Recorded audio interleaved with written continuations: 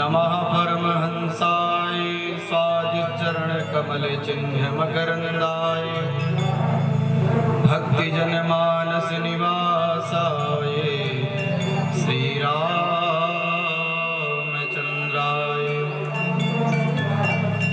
ध्येयं सदा परिभवग्नमभीष्टदोहम्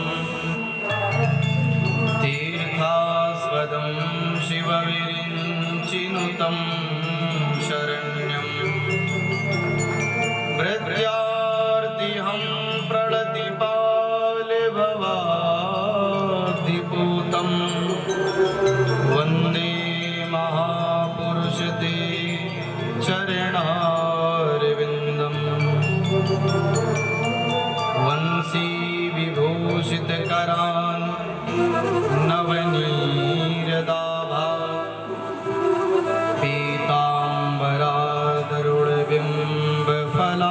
पीताम्बरादरुणबिम्बफलाधरोष्ठा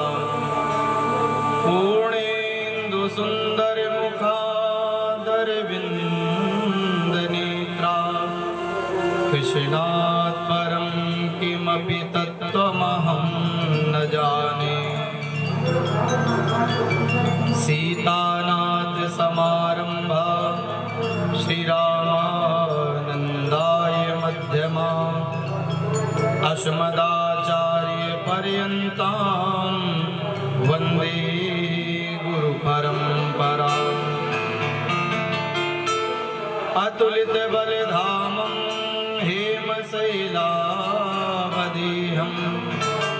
धनुजवन् कृशानं ज्ञानिनामग्रगण्यं सकलगुणनिधानं वानराणामधीशं रघुपतिप्रियभक्तं वातजातं नमामि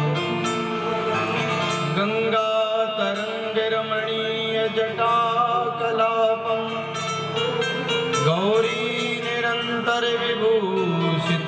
गौरीनिरन्तरविभूषितवामभागं नारायणप्रियमनङ्गमदापहारं वाराणसीपुरपतिं भज विश्वनाथं ध्यानमूलं गुरुमूर्ति पूजामूलं गुरुपदं मन्त्रमूलं गुरोर्वाक्यं मोक्षमूलं गुरुकृपा नारायणं नमस्कृत्य नरं चैव नरोत्तमं देवीं सरस्वतीं व्यासं ततो जयमुदीरये। जय जय श्री राधारमण जय जय नवल किशोर जय गोपी चित चोर प्रभु जय जय माखन चोर सब द्वारन को छोड़ के आयो तेरे द्वार हे वृषभानु की लाडली निक मेरी ओर निहार भक्ति भक्त भगवंत गुरु चतुर नाम बपु एक तिनके भगवंदन किए नासहि विघ्न अनेक जिसने अपनी सौंप दी हाथ तिहारी दूर कभी उलझ सकती नहीं पकड़े नंद किशोर हे भारत के सारथी तुमको कोटि प्रणाम मेरे मन की भी गहो प्रभु अपने हाथ लगाओ जहाँ जहाँ श्री हरि कथा तहाँ तहाँ पवन कुमार सिर पर अंजलि धर सुनत नयन बहत जलधार तुलसी तुलसी सब कहें तुलसी बन की घास भई कृपा मेरे राम की बन गए तुलसीदास जन्मत ही जग दुख निरत नरा लपेटे अंग पाग चले सुख बनहु को लगे व्यास जी संग हर तनु तन में उतर दियो जाहि जपो तुम राम।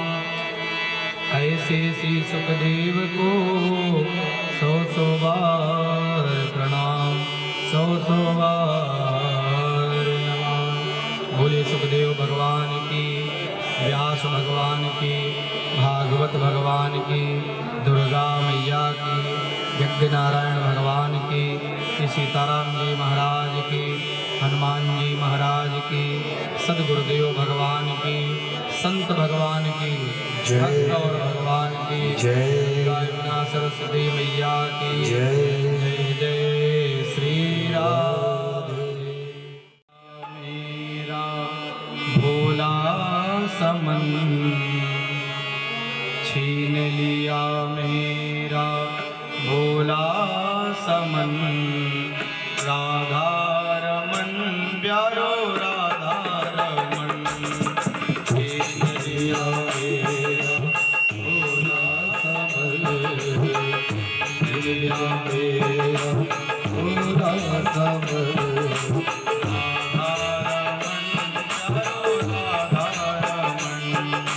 छीन लिया मेरा भोला समन। राधा रमन प्यारो राधा रमन। राधा रमन प्यारो राधा रमन। राधा रमन प्यारो राधा रमन। राधा रमन प्यारो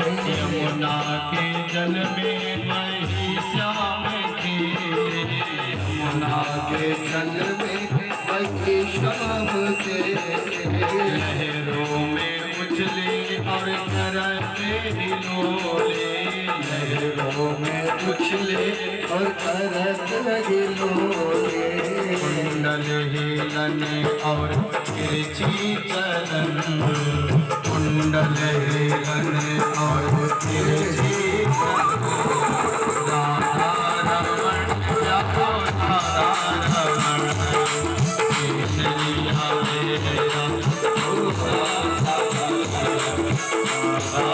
रमण जाओ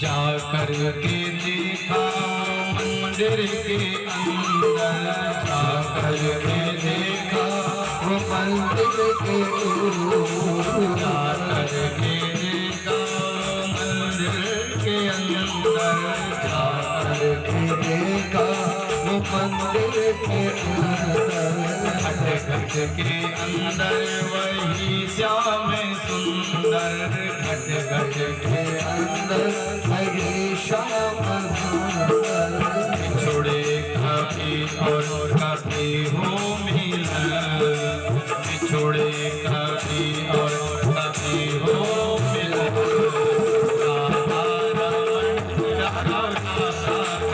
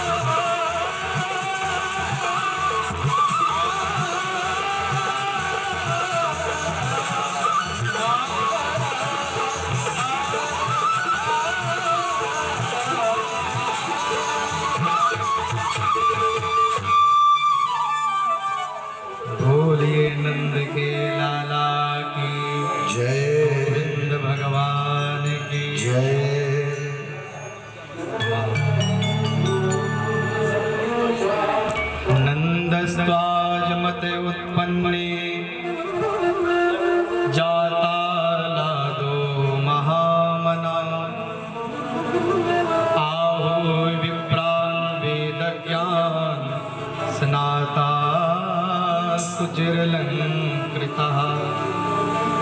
भगवान नारायण का अवतार हुआ,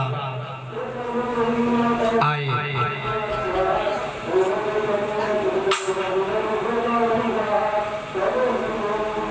जीव के मनुष्य के जन्म में और भगवान के अवतार में थोड़ा सा अंतर है।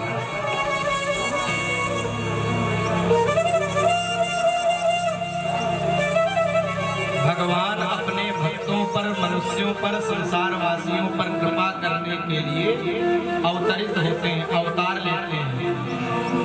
और हम सब जीवों को अपने कर्म बंधन में फंस करके इस संसार भव सागर में आना पड़ता है।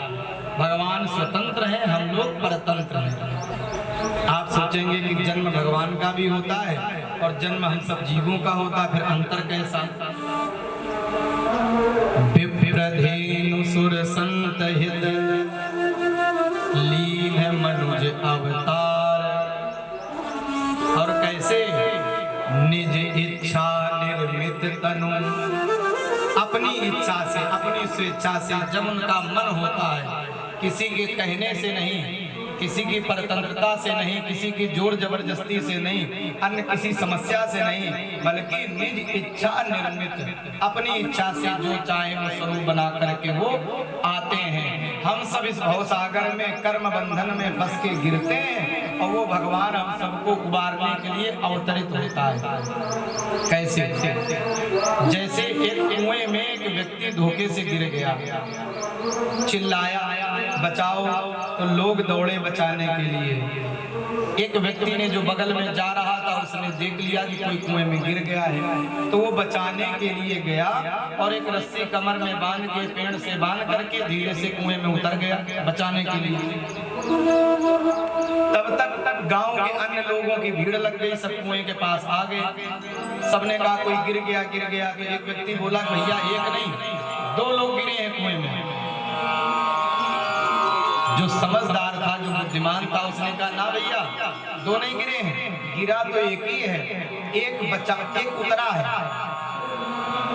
जो गिरा है वो व्याकुल है, छटपटा रहा है, घबराया हुआ है, कुछ हो ना जाए। और जो स्वयं इच्छा से उतरा है वो न झटपटा रहा है, न व्याकुल है, न और कोई बात है, आराम से मालूम है कि रस्सी बंधी है। ऐसे ही इस भव सागर में हम सब जीव अपने कर्म बंधन में फंस करके गिरे हैं और वो परमात्मा हम सबको बचाने के लिए उतरा है। निज इच्छा निर्मित तन। 4 विशेष कारणों से भगवान आते हैं। अधर्म का नाश करने, धर्म की वृद्धि करने तो आते ही हैं, भक्तों का कल्याण करने तो आते हैं। विशेष 4 चीजें बताई।